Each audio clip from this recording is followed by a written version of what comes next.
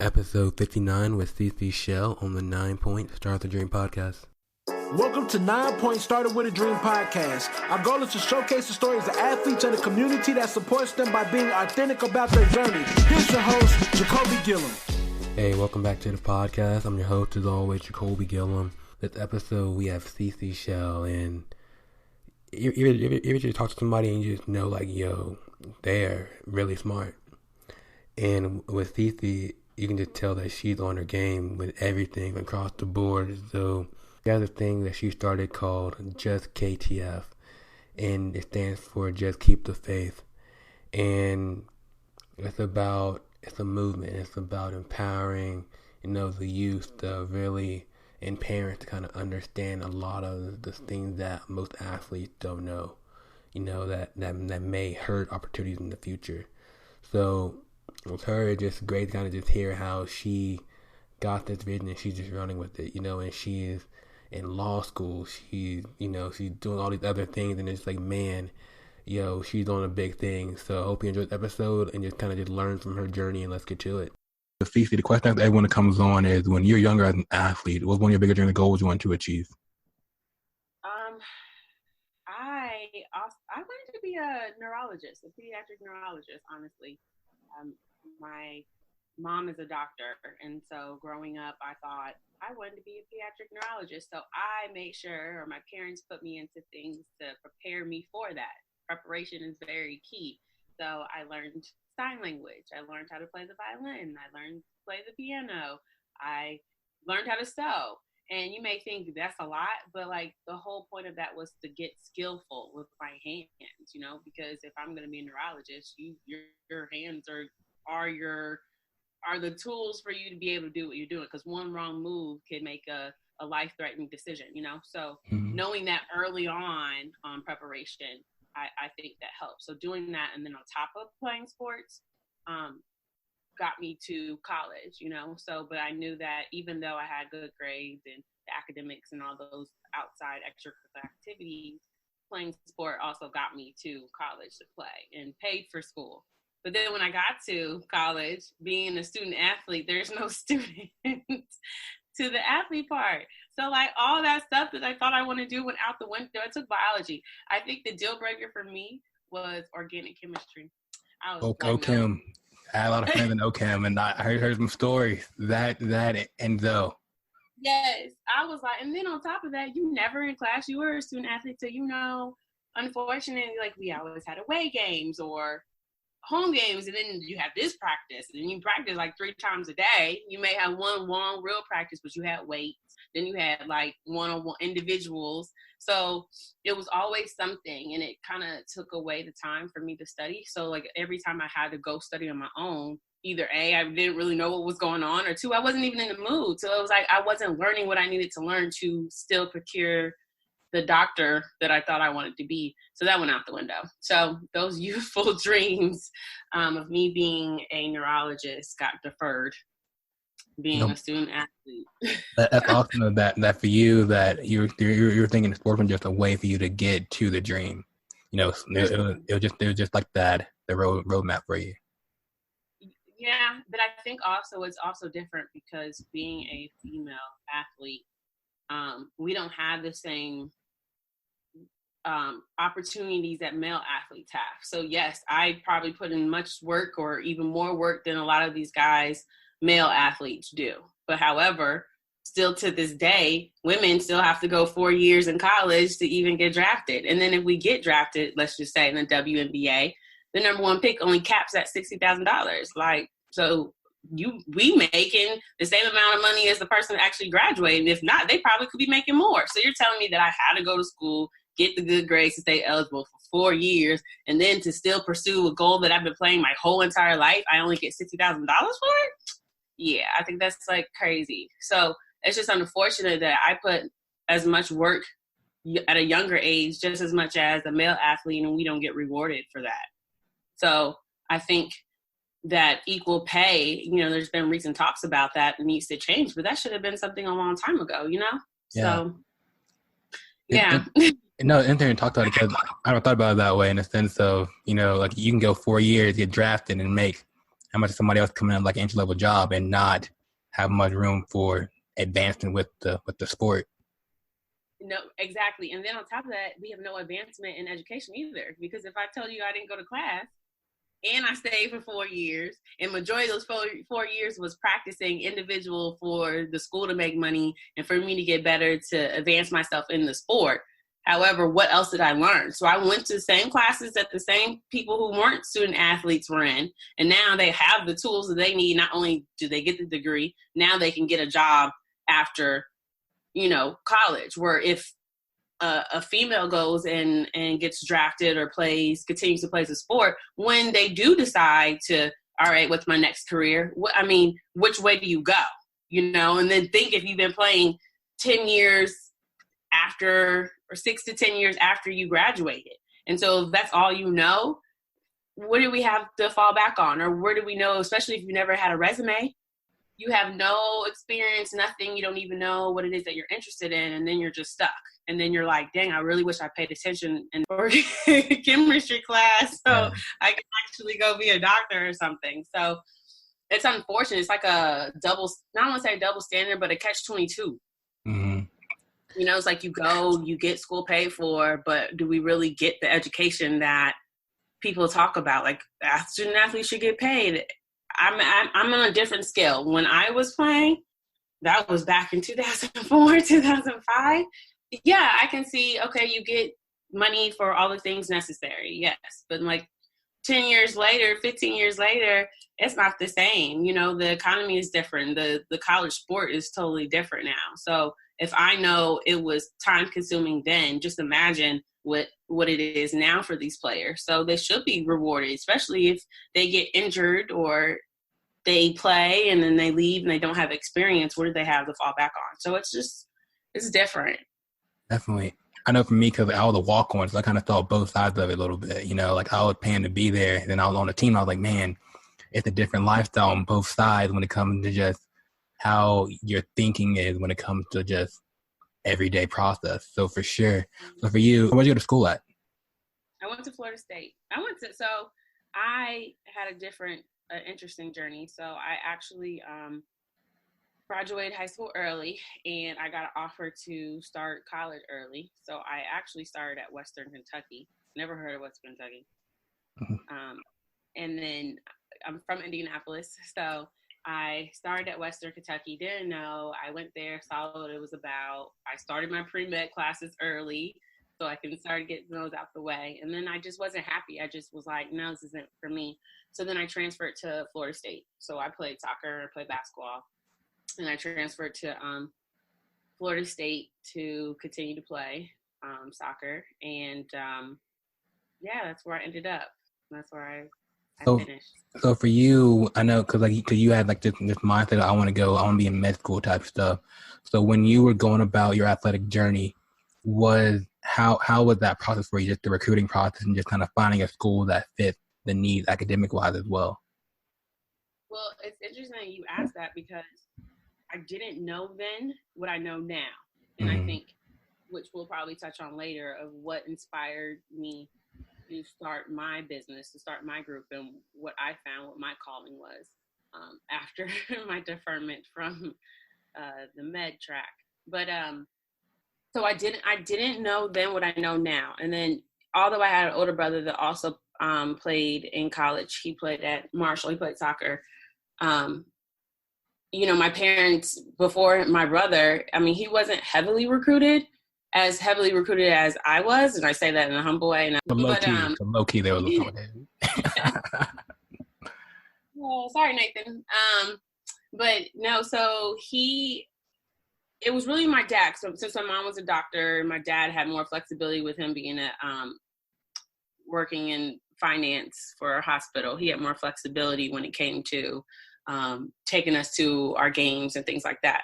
So my dad was always taking me to my games. I played on really competitive national teams, but we weren't really educated on what we were doing. We were going to like the tournaments that we needed to be at. We were being put in place. So yeah, letters started coming in, but I didn't really know the process of, I didn't know I could market myself. I didn't know I could negotiate money deals, or I didn't know I could know these different things to use as leverage for me to go to certain schools. And then let's just add an injury, right? I tore my ACL my sophomore year going to my junior year. And so like a lot of schools that I were highly recruited at, when they heard that I tore my knee, they were redacting their offers or lowering the amount that they were giving me. So it was just different. And so because I graduated early, even though I may have offers from other places, and this school was like, go early. My parents were like, why stay out of school for, 2 semesters when you could just start, your med school early, ideally. So that is why I chose that school. But like I said, I never knew anything about Western Kentucky. Like, it was like, okay, they're in Kentucky, I'm in Indiana, I'm just going to go ahead and go there. But I didn't really know much about it. So I didn't know. We didn't know. And even with the parents, and yeah, you could be the newspaper, and yeah, you're getting offers from here and here and here. Like, I didn't understand the magnitude. Like, now I'm at the point where like, I wish I kept those letters, just to say like, yo, I used to get letters from everybody type of thing. Like, I didn't know the importance of that. I didn't know the magnitude of it. I just knew that I wanted to go to school, and playing the sport paid off because it got me a scholarship, but we didn't know the process. We did not know the process. And it was just like, oh, okay, we can go to school early. And that's where I chose. And then when I got there, it was like, oh no, this ain't for me. What was I thinking? And that's when I transferred. But then you got to worry about the transfer rules, something else that you don't even know, because if you go to this conference, you got to sit out. Or if you go here, you got to sit out a whole nother year. So it's a whole different ball game. It just, luckily, me going to Florida State, the original head coach that was there prior left. So then you got another coach that came in. It was a national coach. And then it came to like about relationships of how you got in that way. So really, you're using the system the way you use the system. But it was like learn as you go versus it being, let's play the game. Just like how they played the game with us. We didn't know. So because of that, I think is the reason why I'm doing what I'm doing now. Because just imagine if that was 15 years ago, imagine what people with parents, especially single parents that maybe not even go into their child's game and don't even really understand how they're being highly recruited and don't know the rules, the laws, the policies, the compliance to not jeopardize their child's future. So Definitely. That's where my inspiration's coming from now. I love that because it's so true. There's so many of us that don't know what we don't know. And just keep the faith, right? Just KTF for short. So yeah, keep the faith. So how did that come about? Well, before I had Keep the Faith, I had this company that I initially started because I'm all about prosperity and making it, being successful, starting your brand. So I don't know why it came into my spirit, but it used to be called Prosperity Management. And Prosperity, of course, is prosperity and advantage. So that's what I was going by. But as time was going on, it's just like you have some brands where people still can't say the brand correctly. So I think it was just after a while where you're dealing with people who didn't really know how to really say it. So I think I kind of wanted to change it and make it more fitting for me. And so I always kept saying, keep the faith, keep the faith. And, that's a normal saying. So something that I wanted to show the strength of my branding and my skills to take a common phrase that everyone says casually, however you take it normally, and brand it in a way when anytime someone says keep the faith, I'm the first person you think. Like, that's where I want to take it. And I've actually done that because now I have pretty much given faith the logo because now it's federally trademarked. Keep the faith.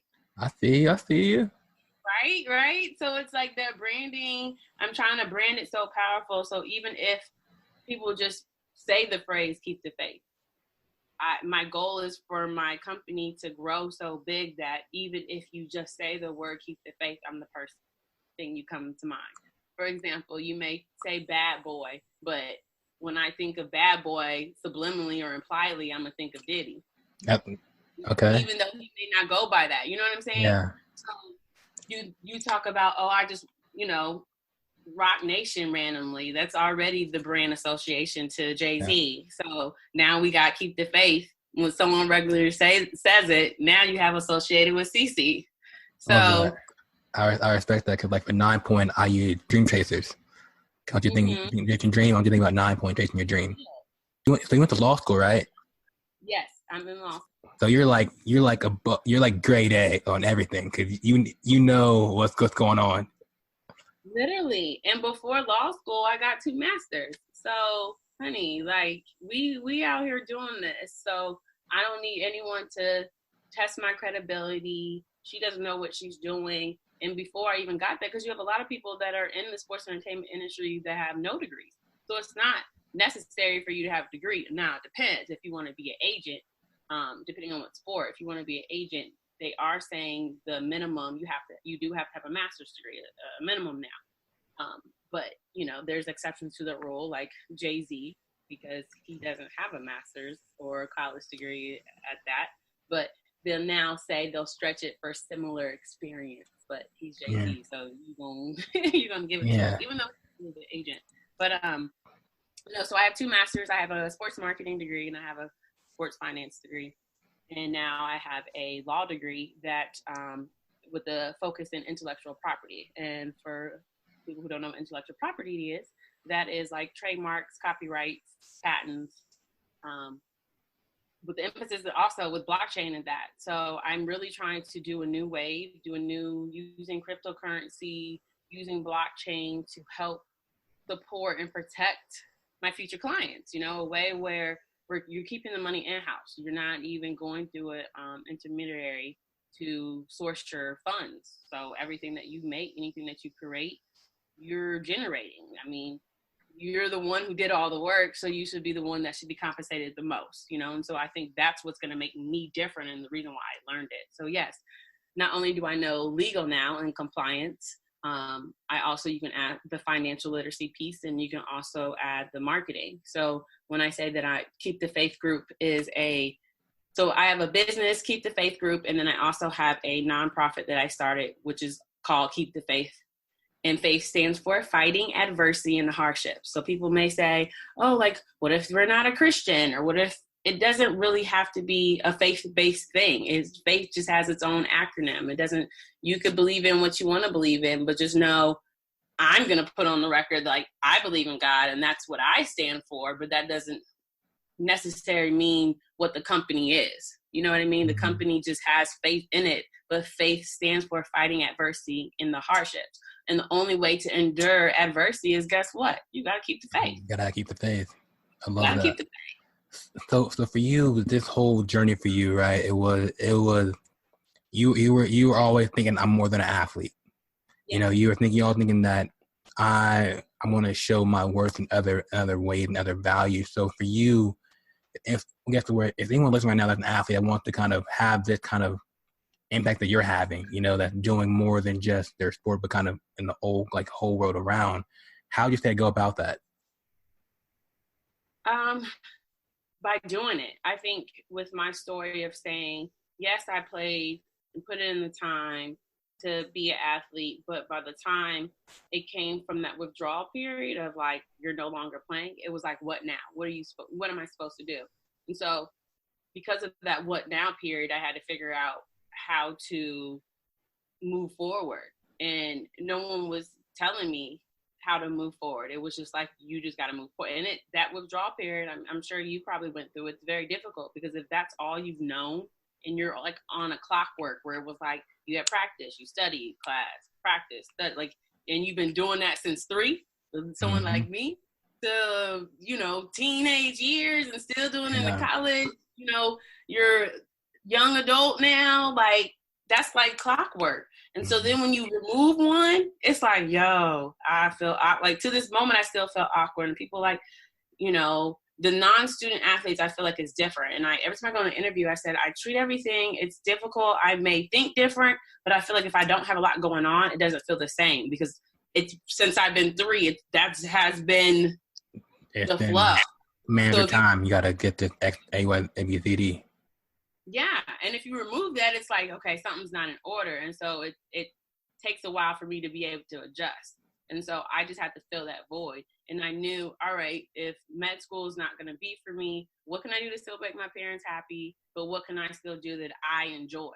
And I was like, I've been playing sports. I know that I can write. I can do all these creative things. I just never had a chance to do it. So what can I do to pursue that? And then that's when I ended up getting the master's and getting the experience working with ESPN, working with Vanderbilt, working in football offices, working in climate compliance, working in sales.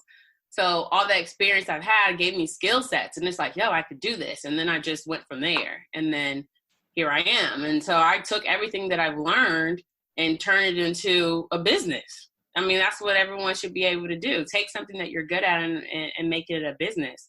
And now with all these free tools that we have, from Instagram to Facebook to YouTube, I mean, look how many people are going viral so easily. There's no excuse now. At all. I'm just trying to figure it out, though. Look, I know the tools to use, but I'm trying to be like y'all and get some followers. But I told myself, because I've heard you can buy them and you can do all that, but I genuinely do not want to, only for the fact because I want to see my growth. I want to truly say that I know that I earned that because people really, truly are following me. People are truly understanding what it is that I stand for, and they support that. And then you build your brand. It's the only way for that brand to be as strong as it is. Like, you can't bend corners and expect to get far, because it's always going to catch up to you. And that's what sucks, because now we live in a world where I can't go anywhere without someone asking me my handle. And it kind of gets kind of scary, because it's like, oh, I can bring a lot to the table, but if I don't have 200,000+ followers, you don't want to engage in conversation with me anymore. I'm sorry. And I think too, like on the whole buying follower thing, it loses the authenticity. You know, yes. it loses, because in the day, if you're just chasing likes and like that, you don't really have a brand, because you can always, you know, but someone can comment and say, Ceci, Iris, I want to keep the faith. That's saying, yo, they get my purpose and my value for why we're doing this. So I say, just keep going, you know, just keep being authentic with it, because they're gonna come. You know, they have to, because look at you. You know, you're saying, I know where I'm going. I'm gonna achieve it regardless. So you got it. And I feel like the vision is bigger, and the only way to build the brand is, the Bible says, that's just because it's me. Yeah. My company, but the Bible says build it. He told Noah, right? Build that ark. Mm-hmm. Build it, they will come. And I know our flesh right now, it hurts, because you see it, you've given a vision, and then it's like not happening. But then what I've learned is just to listen and be still, and just know that everything he has told me is just, it's going to come to pass, but it's going to take time. So don't go left, don't go right, don't get weary, because it will happen. But yes, at times you are going to doubt. Sometimes it's going to be hard, but you just got to understand that if you keep the faith and you keep fighting those hard times and those adversities, you will endure. You will endure, and you're going to come out on top. I mean, and I think because of that value, it helps a lot. Like, for example, these young guys that could be highly recruited, or not even highly recruited. Well, okay, highly recruited, but they also, at the age of 12, are so much of highly recruited and get so much media attention that you already know that they're going to be a top pick in the draft, right? So because of that, you're going to have agents coming at you. You're going to have all these people that are going to solicit you and say, hey, mom and dad, let me give you $100,000. Make sure you sign with me in a couple years. So all those things are jeopardizing, you know, this child's future, because first of all, he still has to go to school. Mm-hmm. And now if it finds out, the NCAA finds out that you've taken impermissible benefits or taken the money, let's just say, and they find out, now you've lost your eligibility and you can't even go to college to play to get you to the league. And that's more per se football, because now they changed the rules for basketball. If you're considered elite players, you don't actually have to go. But not knowing that just for a quickie, you know, because if you didn't have $100,000 in your bank, you in the hood, you're thinking, this is it. Yeah, $100,000, yeah, we're gonna take it. Not understanding the consequences, you know. So the value of keep the faith and having someone like me to educate mom and dad is like, be patient, because if these people are coming to you, obviously you are a hot commodity. Obviously, the world sees what you're bringing to the table. That is why they're trying to solicit you now early on because they want to make sure they get their golden ticket. So if you can recognize that, then that means you have something. So hold out. All you got to do is keep the faith. By keeping the faith, I'm saying listen to someone like me that's going to educate you and say, hey, don't risk it by taking this, right? If you don't take it and you still sign with this school and you do your one and done, and boom, in that 1 year or so, you could be going from someone offer you $100,000 to $100 million in 1 year if all you had to do was keep the faith and just wait. You know what I'm saying? But because you wanted money so quickly, you have now jeopardized $100 million for a quick return. And you may get caught. So that $100,000 may not even go to anything because you have to return it or something, you know? Or the feds are going to come get you. The taxes, they like. Exactly. So it's not even worth it. And so with Keep the Faith, from the nonprofit standpoint and for my own practices, that's where I come in to educate these young guys and young gals, and also the coaches, the mentors, because I can't always be around. So at least I can provide resources and tools to coaches and mentors, to all these people that are going to be in front of these people. But I have all the resources and tools and everything you need that you can learn on yourself to educate, because I can't reach everybody, but at least I can create something that I can hand to you, and then you can learn it, and then you can share it. But that's all we need. We need we need something to be able to share. And then once you share, it gets spreaded. And that's how the brand enhances, one. And then two, I've done my due diligence because we're mitigating risk. We're mitigating violations and sanctions by schools, so you don't have to worry about getting sanctions. And then you are jeopardizing your life. If you're saying that you wanted to do this your whole entire life and you took a shortcut, are you going to make it? And then it's going to be, I shoulda, woulda, coulda. Mm-hmm. And you should have just kept the faith all along. Trust the process. Trust the process. Yeah. Shoulda, coulda, woulda. And you could have just kept the faith. I like that.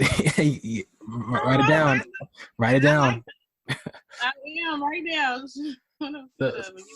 So with you, with this whole Keep the Faith movement, how are you doing? I know, like I saw you at the it was the Global Sports Institute, out here at the ASU, and you were talking and what you're doing. So for you, how do you want to go about achieving this?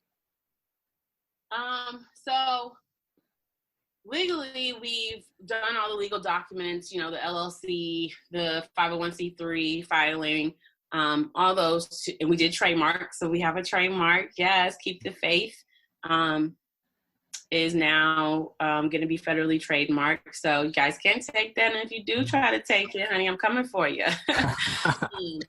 So watch out. But because of that, now it's like, okay, boom, I have my establishment.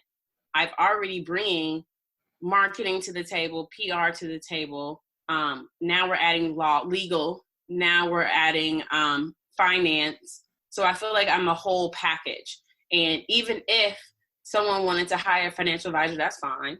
If someone wanted to hire another attorney, that's fine. But I want people to understand that is where my mind is, that I have each of those things that I think of. So any decision that I make, I've already thought about the money, because that's where the finance background comes from. I've already thought about the legality about it, because that's where the legal part comes from. I've already thought about the branding or the marketing from it, because that's where the background comes from. So the business decisions, I can properly advise you or consult on the decisions that you want to make on a business level. So I feel like it's a bigger thing where, yes, I don't have to be your FA. Yes, I don't have to be, which I'm not, a certified financial advisor, but I don't have to be your financial advisor. I don't have to be your publicist. I don't have to do your marketing. I don't have to do all those things, but just know if you want to start a business or you had an idea about these different things, I can advise you in the best way possible, in a competent legal way that will have your best interest in mind. And I think that's where I stand for. So it doesn't have to be one service that you can get from me. You can get a one-stop shop, exclusive on top of that type of representation for me. I mean to hire you. You should. I mean, this is how relationships start, Matter of fact, can I put this on the record? Yeah, for sure. I can put this on the record. I don't know. I didn't get permission. But I saw one of your postings the other day that you did. Basketball player Chris Baines. Yeah, Charles Baines. Yeah. Charles. I said Chris. See, I'm already messing up. Forgive me, Charles. Yeah. And it was interesting because I think he said something called "Keep the Faith," and I was like, oh, he needs to be joining the team. So I've actually been in like small talks to get him to be a part of it. So I mean, it's that divine connection. You know, you could be a client too. You can also help keep the faith on the nonprofit side as well. I can use as much help and hands-on as possible, and I can also do your services too. So yes, definitely, I'm getting clients from you already. Hey, it's what it's all about, you know, because a lot of time the knowledge is so divided, right? And it's like the knowledge isn't even accessible. And I think like being able to kind of share people like you, like athletes that have been there, that know the struggles, the ups and downs, to say, hey, I want to help you get right. You know, and I think it's so powerful what you're doing with Keep the Faith, because what you're doing, you're starting with the youth and building up. And that's where the knowledge can really just have an impact when we can get them young. So I love what you're doing. Thank you. Yeah, for sure, get them young, because I feel like you reach one, you teach one, you know? Mm-hmm. Or is it teach one, reach one? I don't know. But either way, they both work each way to do. But I think it's just the youth are going to be our next leaders. And it's just unfortunate because, like, for me, I'm tired of watching the news, and then it's, you know, you hear another student athlete or athlete, let's just say, fall to misfortune, you know, because you didn't know, or you may have knew and you still decided to do that. But also what gets me is I don't just blame the athlete. I'm also at the point where I'm kind of getting on the coaches or the mentors, the trainers, before they even got to those positions. Y'all are you're going to be the mentors or the trainers or the main people that are going to be around these players. So why don't you know? Because if they're going to look up to you more than they may their parent or whoever's their guardian, you should be also equipped with these things, because they're going to value your decision. I'm sure that you had a heavy decision on what choice they decided to go to what college. They said, hey, coach, I got off from here and here. I'm sure your decision probably persuaded him or her more to lean a certain way because of what you thought. So if you have that much weight and that much power of influence, why can they not learn the exact same things to be instilling? Because there's no way that you're telling me the same kid you just had a year ago is now in college, has an interaction with a young lady, and now he's in court for alleged rape. Mm-hmm. Like, why are we not even having, from a man to man, why are you not having these conversations with these young boys to say, all right, you're going to go to college, women are going to come at you, they're going to do these things. I just don't understand why that talk, even if it's not coming from a parent. Yeah, so props to you on that for sure. So at ASU, you won this award, right? Mm-hmm. You were pumped. I remember I was next to you. How'd it feel? It felt really good. It felt good for many reasons, because this Keep the Faith has been in my phone. First of all, it was in my head. Thank God for iPhones. I have an iPhone, and you got the notes section. I don't think I should give my secrets away, because if somebody like steal my phone. Oh, I'm the same way. I'm scared. I got to lock it down. Right. So I may need to sync it and put it somewhere else now that I've told on myself. But yeah. So it's different. I feel like when it's your baby, like I'm still old school. Like I still have to have my notepad, my journal, like not even I don't want to say a journal, like a notebook. I write anything I think of. I just write. I like writing and creative, and maybe that's just me. You know, I don't know the word to use, but I write. I have a lot of sticky notes. I just always thinking, but because of that, in my note section, I've always said, this is what I want to do. I have my 5-year plan or 10-year plan, but it's not really said this is 10 years, this is 5 years. This is just what I know, what I want to do. And so it just feels good to be able to cross something out. So in my Keep the Faith, I actually use cartoon characters, right? Mm-hmm. So I have animations.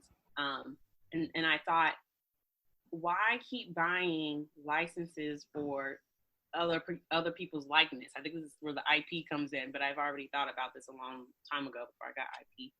But I was like, why keep buying people's likeness, their images, and then just using it as stock photos for my website or whatever when I can create my own? So I knew that I wanted to create my own images. And so I knew that. I wrote them down. This is kind of ideally what I wanted to look. I met this artist, Eric.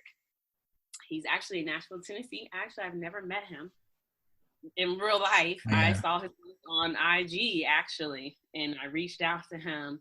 And it's amazing when you know you're talented that I've never met this person. And I took something conceptually in my head and brought it to life. He brought it to life. But the fact that everything, how I wanted to look, from the color of the hair to the freckles to the eye being left or right, whatever, I was able to share that with him, and he was able to make it come to life. And we went through multiple stages, to get there.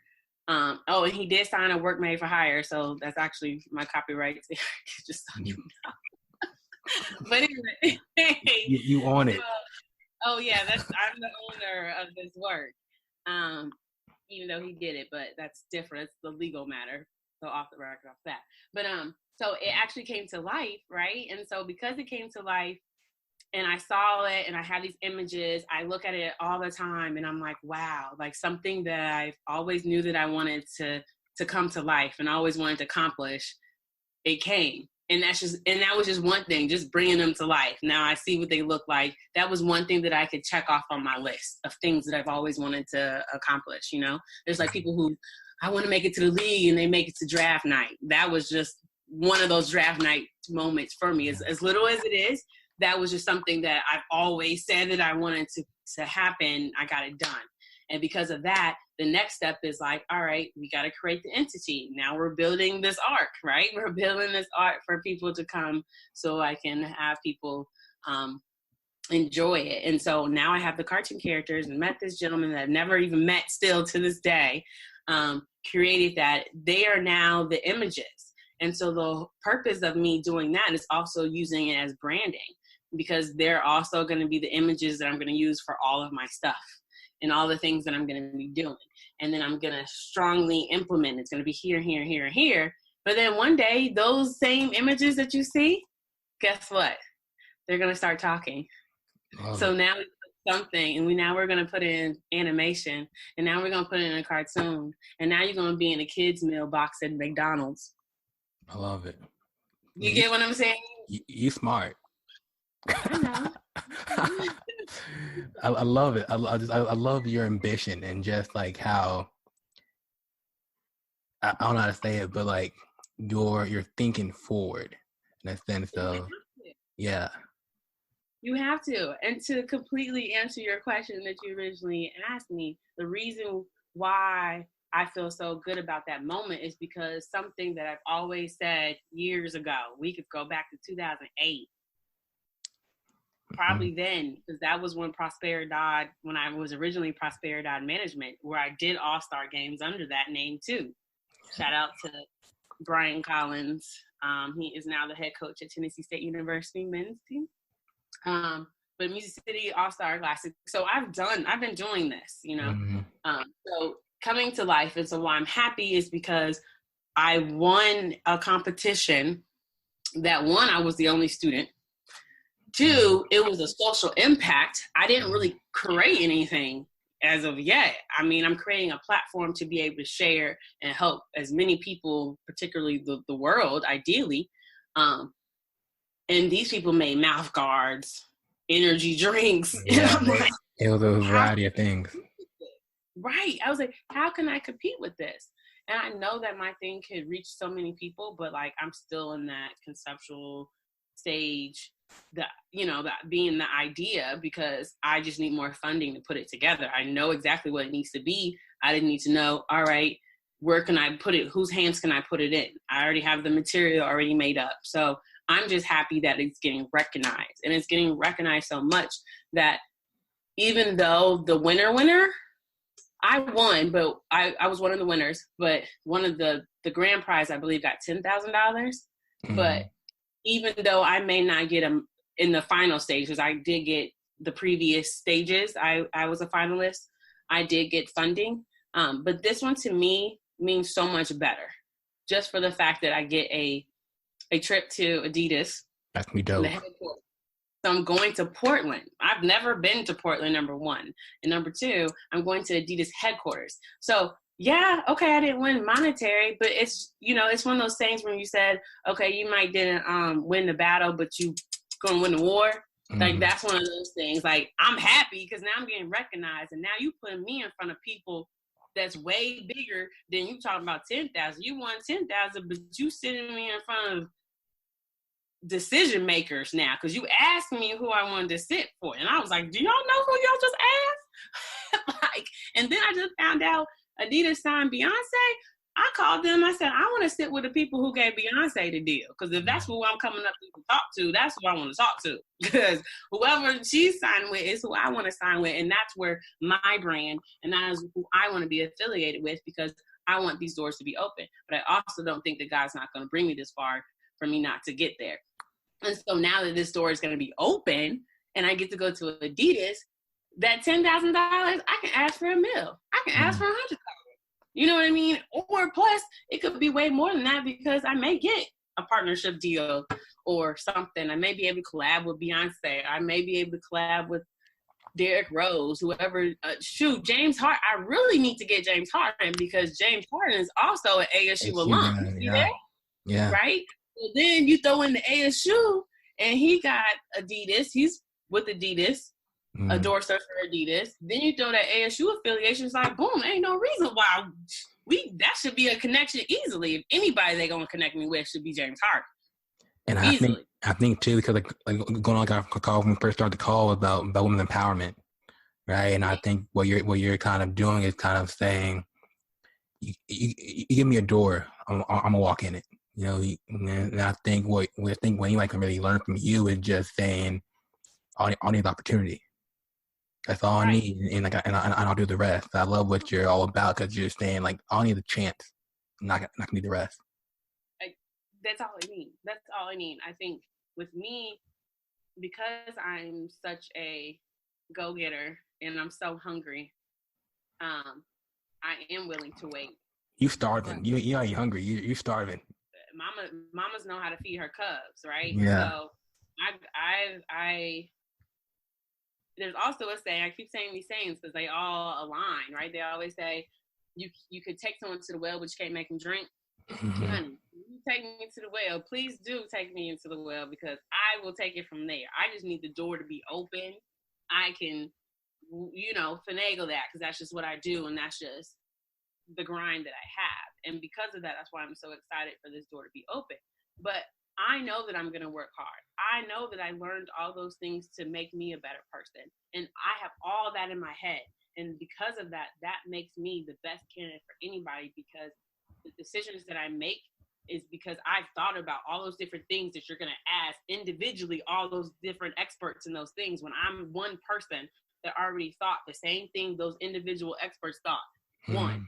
And then two, I'm also going to have your best interest, because I'm not going to be sitting here doing it for the hell of it. Like, no, I want to make sure that you're good, and I'm going to make sure that the decisions that you make is going to excel you and protect you from years, decades, centuries to come, for your grandkids to be whatever. Because clearly from the African-American community, it's not really taught, unfortunately. So now that I've learned it, I want to implement it. You know what I mean? I want to make sure that you go the right way, because they may not have the same upbringing that I may have, or they may not have the same resources and tools that I have. And because I have that, I want to share it with you all and get you to that point.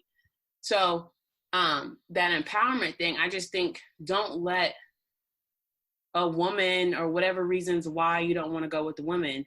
I think now it's a time for a woman. If you're going to make a decision of who you would want to represent you or to work for you, I think a lot of these men, I'm only going to speak for males, because I feel like a woman's going to go to a woman. I don't want to say it's unfortunate, because me getting into the business, when you talk to males now, they could be saying it for intimidation, competition reasons, But they'll say, well, why don't you go do women's sports? It's like, okay, the same reason why you don't do women's sports. How are you going to tell me because I'm a woman, I got to go to the women's sport?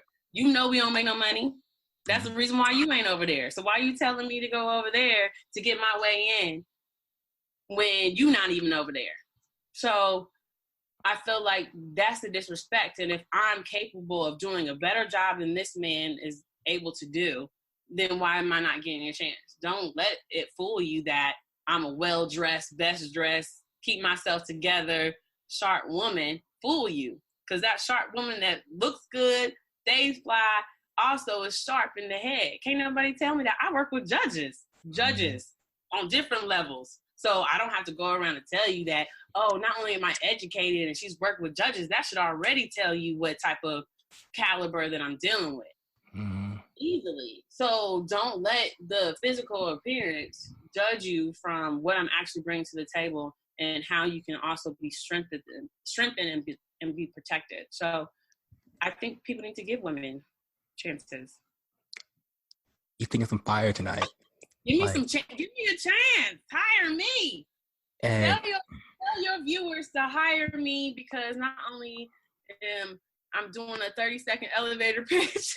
Oh no, like go for it. Elevator pitch, but you know, you never know. I mean, and yeah, I may be working with judges. I kept saying like, why do I keep going down this path? Because the doors for me to do my own firm or my own group hasn't really taken off as much.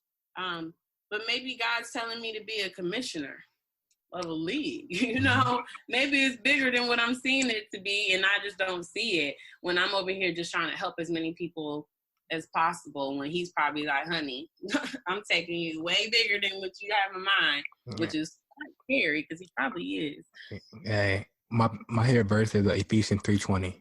Like your dream for yourself is not as big as what he has for you in a sense, you know, and I think he plants us in places that we don't kind of see it sometimes, and it allows us to just, you know, just grow in bigger ways, you know. It's like David, the story of David. You know, he's like, David, you're going to be a king one day, but you got to work right now. Right. Look, we can even bring out Joseph. Joseph's own family threw him in the ditch. Yeah. But I want to get you, Peter, more 9 point. I want to find a way to share your knowledge because like when I started to think, I wanted to make it so where we're sharing the knowledge that's needed, and I can just tell by you talking that you have the knowledge and you have the heart for it. You know, that you really genuinely want to like impact. And I respect that so much because it's needed, especially when it comes to athletes, because everyone else is kind of like just all want $1 from us. Right. But it's like sometimes we need somebody to say like, yeah, I want $1, but also I want to help you get to where you want to go. Exactly. So, and they need to see that because a lot of them end up hiring their homie. Sorry, homie can't do this. What? Homie don't play that. Homie don't play that. Because homie is not fit for that role. But because you put homie in there because that's your best friend and you felt like, let me put him on my payroll. But that's not smart because now you are allocating money to an entourage that when that well runs dry, one, they ain't going to be around. Two, who's going to be responsible to maintain the payments on all them different things that you decided to buy for everybody? Mm-hmm. Who's going to be responsible for that? And when the money ain't coming in, not only are they gone, it's the debt's on you. And then if you can't pay it, you just make yourself 200 times worse than where you started off, when all that could have been prevented. You know what I mean? And then you hire a friend, but this friend can't even make the correct business choices for you. So it's things like that really boil my skin because it's like, if you're going to do it, that's fine, but at least get someone that's fit for that. That's why I respect LeBron James off the court. But off the court, I would give it to him. I respect the fact that his home squad are people he grew up with, but you got an agent that was his friend. And now, not only because he got LeBron James, he has other, you know, big-time names too, easily. Yeah, Maverick and all them, the good squad. Yeah, from marketing to all that. And so at least with him, he did well. It's unfortunate you can't say that a lot about everybody. But you know what? Since we on agents and stuff, Zion Williamson, he just signed with a Black female agent. You know what that means? I just sat here and talking about empowerment about how give women a choice. When I saw that, and the draft hasn't started because the draft, I believe, is next week, and the number 1 pick went to a Black woman. Yeah. Mm-hmm. Time to change. She make history as the first woman to get a number 1 pick in the NBA. A Black woman? And then on top of that, she got Zion. You know how many, excuse me when I say this, them white men are probably pissed and rolling around right now because they didn't get that meal ticket just to take it. Unfortunately, they probably going to take advantage of the little boy anyway. No disrespect. But I'm happy, and I just pray she does very well. I'm not saying that she doesn't. But Lisa Joseph, shout out to you. Kudos, because, honey, that Black girl magic is serious and is the epitome of it. She opened the door. I saw another agent, Nicole Lynn, another Black female. I saw another female do it, but she wasn't Black. She was white. Kim Meow, I believe that's her name. She was with Rock Nation. She had Saquon.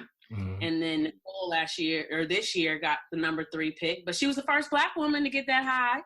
So now you need someone like me to come in so I can get that number 1 pick. There we go.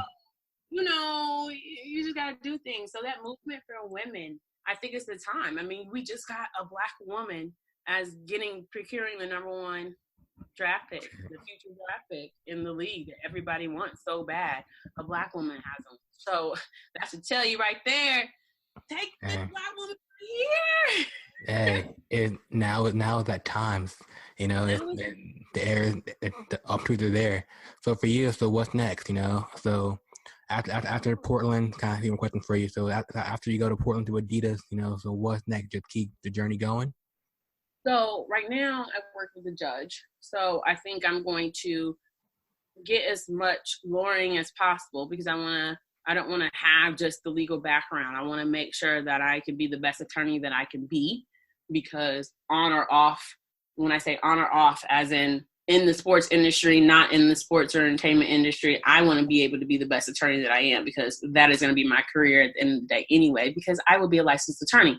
But before I can say I'm going to be a licensed attorney, the next phase is to take the bar to become the licensed attorney. I have not done so. But the bar will be coming up, and I will be hibernating for a little bit to be studying for that so I could be one and done.